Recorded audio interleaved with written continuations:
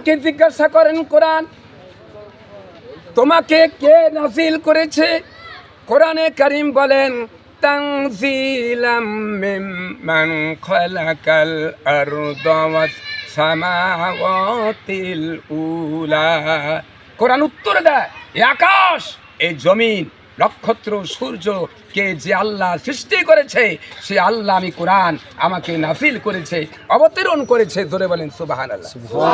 এবার বলেন, কোরআন নাযিলের পূর্বে তুমি কোন জায়গা ছিলে, কোন দেশে ছিলে, কোথায় ছিলে? কোরআনে কারীম বলেন, বাল হুয়া কুরআনুম মাজিদুন ফি লাউহিম মাহফুজ। লৌহে মাহফুজে সংরক্ষিতভাবে কোরআনকে আল্লাহ পাক রেখেছিলেন। সুবহানাল্লাহ পড়বেন না? সুবহানাল্লাহ। এবার বলেন, কোরআন তুমি কার সাথে আসতো? কোরআনে কারীম বলেন, নাজালা বিহির রুহুল আমিন। আমরা যেমন বাবার মাধ্যমে আসতে, কোরআন শরীফ বলে নাজালা বিহির রুহুল আমিন। অসংখ্য ফেরেশতার মধ্যে সর্বশ্রেষ্ঠ ফেরেশতা যিনি, তিনি হলেন জিবরাইল আমিন। তার মাধ্যমে আল্লাহ পাক আমাকে পাঠিয়েছে। এবার বলেন, কোরআন তুমি কি কোন মাসে নাজিল হইছো? আমরা তো এপ্রিল, মে, তারপরে আপনার জানুয়ারি, ফেব্রুয়ারি, বিভিন্ন মাসে হই, ফাল্গুন, চৈত্র, ভাদ্র। হ্যাঁ, কিন্তু তুমি কোন মাসে? কোরআনে কারীম বলেন, শাহরু রমাদানাল্লাযী উনজিলা ফীহিল কুরআন। 11টি মাস অপেক্ষা উত্তম একটি মাস মাহে রমজান। এই মাসে আমাকে নাযিল করা হয়েছে। সুবহানাল্লাহ। এবার বলেন, কোরআন দিনে না রাত্রিতে তোমাকে নাযিল করা হয়েছে? ইন্না আনজালনাহু ফি লাইলাতিল কদর। কদরের রাত্রি 27 রাত্রিতে আমাকে নাযিল করা হয়েছে। এরপরে বলেন, কোরআন আল্লাহ মানুষের সঙ্গে ডাইরেক্ট কথা বলতে পারে না কেন? তুমি কি বলতে পারো? কোরআনে কারীম বলেন, মা কানা লিবাশারিন আইয়ুকাল্লিমাল লাহু ইল্লা ওয়াহইয়ান আও মিন ওয়ারাই হিজাব। মানুষের পক্ষে সম্ভব নয় আল্লাহর সাথে ডাইরেক্ট কথা বলা। এই জন্য আল্লাহ রব্বুল আলামিন ওহীর মাধ্যমে, বার্তাবাহকের মাধ্যমে বান্দার সঙ্গে কথা বলে থাকেন।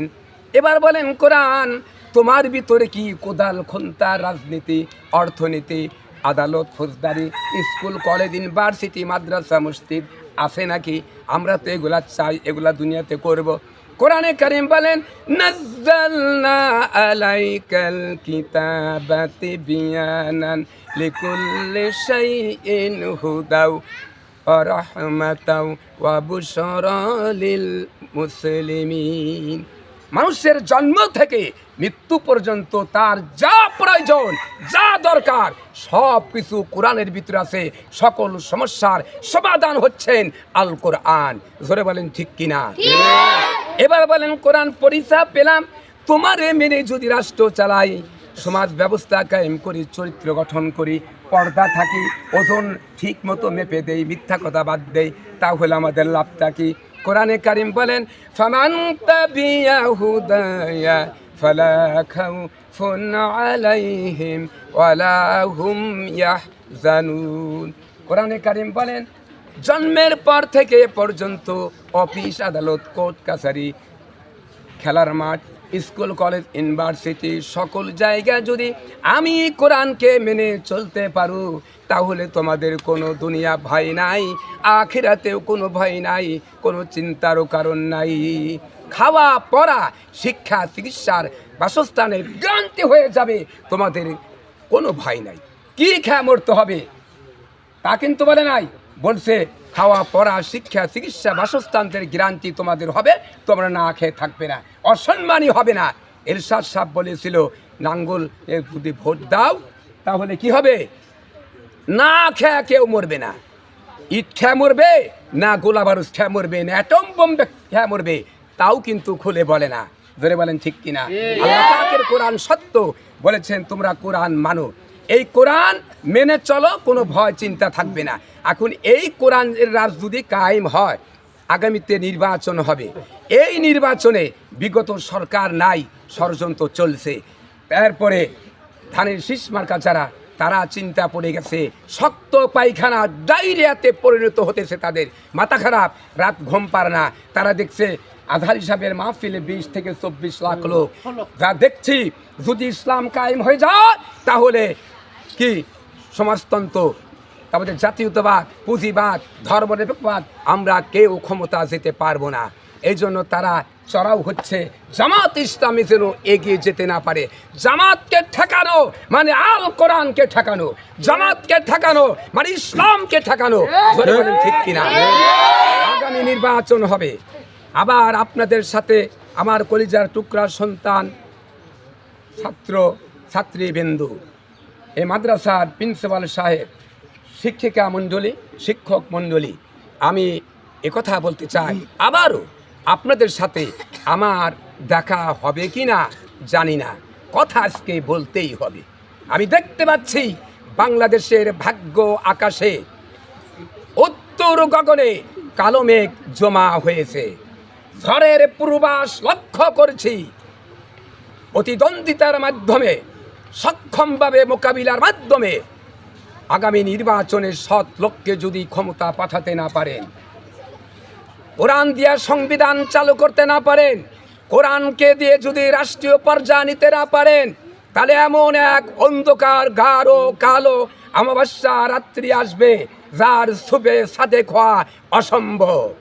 এই জন্য আমি বলবো, আল্লামা সাইদিকে যেমন হত্যা করেছে, নিজামী সাহেবকে ফাঁসি দিয়েছে, আলী আহসান মুজাহিদকে ফাঁসি দিয়েছে, কামরুজ্জামানকে ফাঁসি দিয়েছে, জামাতের 11 জন শীর্ষ নেতাকে তারা দুনিয়া থেকে বিদায় করে দিয়েছে। ওরা যদি আবার আসে তাহলে বাংলাদেশের যত আলিয়া মাদ্রাসা আছে, এই আলিয়া মাদ্রাসার উপরে ক্ষোভ তাদের বেশি, কওমি মাদ্রাসাদের ক্ষোভ নাই। কারণ কওমি মাদ্রাসা হলো ভারতের দালাল। ধরে বলেন কি? ভারত চালায়, তারা ভোট সবসময় নৌকা দিয়েছে, এখনও তারা দেয়। ওরা হলো মুনাফিক, ওয়াজ মাহফিলে কোরআনের কথা বলে না, শুধু কেসা কাহিনী, গজল আর আজান দিয়া তারা সময় কেটে তারা চলে যায়। ধরে বলেন ঠিক কিনা? আলিয়া মাদ্রাসা তাদের যোগ্যতা মাস্টার পাস, ফাজিল, কামিল, এমএ পাস করে, এই জন্য এরা ক্ষমতা চালাতে পারবে, রাষ্ট্র চালাতে পারবে। এই জন্য তারা বেছে নিয়েছে আলিয়া মাদ্রাসারা জামাত ইসলামী করে, এদেরকে এগিয়ে যেতে দেওয়া যাবে না। এই জন্য আমি ছাত্রী এবং ছাত্র, আমার কলিজার টুকরা সন্তানের মতো ছাত্র ছাত্রীবৃন্দু, আমি অনুরোধ করব, আপনারা এখানে পড়তে আসতেন, মানুষের তৈরি করা কোনো কিতাবের না। এখানে আসতে আমরা কি পড়ার জন্য? আল্লাহর কোরআন। সবচাইতে পৃথিবীতে উত্তম শিক্ষা হলো কোরআনে কারীম। জোরে বলেন ঠিক কিনা? এবং পড়া, তার মতো উত্তম ব্যক্তি আর পৃথিবীতে কেউ হতে পারে না। খাইরুকুম মান তাআল্লামাল কুরআনা ওয়া আল্লামাহু। যে ব্যক্তি পড়ে এবং পড়া, তার মতো উত্তম ব্যক্তি পৃথিবীতে কেউ হতে পারে না। এই জন্য শিক্ষক মণ্ডলী আপনারা পড়াচ্ছেন আর আপনারা পড়তেছেন, আমি অনুরোধ করব আগামীতে যাতে আপনারা এদেশের নাগরিক, সুনাগরিক হয়ে কোরআন দিয়ে রাষ্ট্র চালাতে পারেন। আপনারা একদিন এমপি হবেন, ডাক্তার হবেন, ইঞ্জিনিয়ার হবেন, এসপি হবেন, আইজি হবেন, ডিআইজি হবেন, আপনারাই পড়াশোনা করে। এই জন্য মনোযোগ দিয়ে আপনারা পড়াশোনা করবেন, ক্লাস কেউ কামাই দেবেন না। যারা কামাই দিবেন তারা কখনোই শিক্ষা ভালোভাবে পড়ে অগ্রসর হতে পারবেন না। আর শিক্ষক মণ্ডলী আপনাদের আছে, এনাদেরকে সম্মান করবেন, মা বাবাকে সম্মান করবেন, নামাজ পড়বেন, কোরআন পড়বেন, আর মাদ্রাসার লেখাপড়ার পাশে পাশে আপনারা আপনাদের পিতামাতাকে খেদমত করবেন। আর ক্লাস কেউ কামাই দিবেন না।